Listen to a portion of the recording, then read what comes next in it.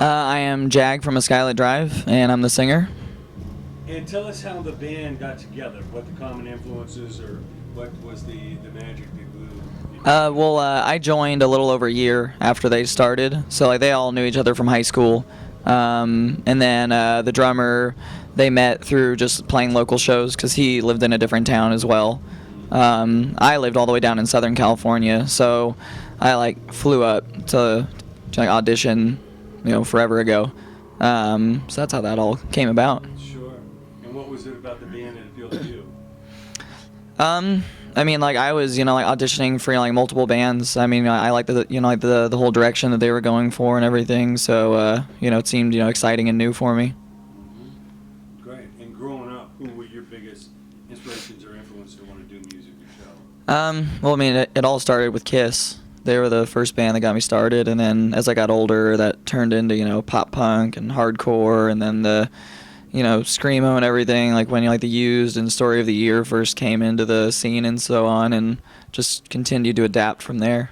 Mm-hmm. And tell us about the latest project, which you feel you're most accomplished with that. You mean our newest album? So then what exactly is the question? What do you feel that you've most achieved or accomplished? I think that we've achieved, definitely like our most, cohesive album. I feel like a lot of our other albums, we wrote a lot of different songs. And this one, I feel like it actually sounds like one entire album. All the songs sound like they belong on the same album together. Like we just really honed things in on this album. That's great. And tell us, as far as, in a marketplace, where you guys feel, your niche is, where, what audience you guys, I think that our new sound is more geared towards more of like a radio rock crowd, more of like like Rock Am Ring, like more of like that scene, I guess. Like not so much the scene that we started in. So that's more of what we kind of like wrote it geared towards.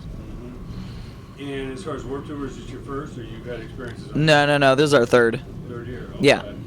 So, advice you give to bands, on this tour, because it's a little different than anything else.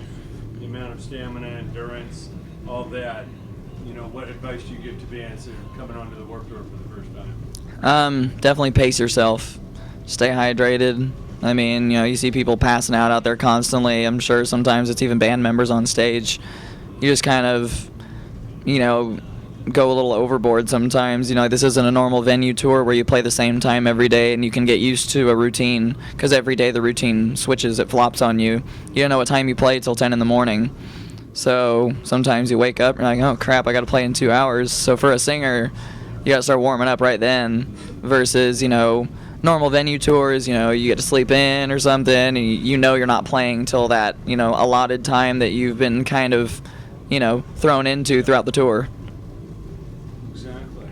And as far as advice you would give to the young artists coming up today, somebody's just starting to sing or play an instrument, they got their garage band together, what's the number one kind of fallacy about the music business that they should realize right off the bat, and anything they should focus on to really find like their own unique sound? Well, I mean, there's no like fallacies that I can really think of. I guess like the most important misconception. I guess there isn't any like misconception that I can think of. I mean, like most bands are like pretty honest that like networking is like what's gonna help you the most. I don't think anybody's like, oh yeah, it just kind of happened. I mean, they definitely met the right people, and it's all about like knowing the right people and being in with the right people. I think it's that way with any business, really. It's just it's all about who you know.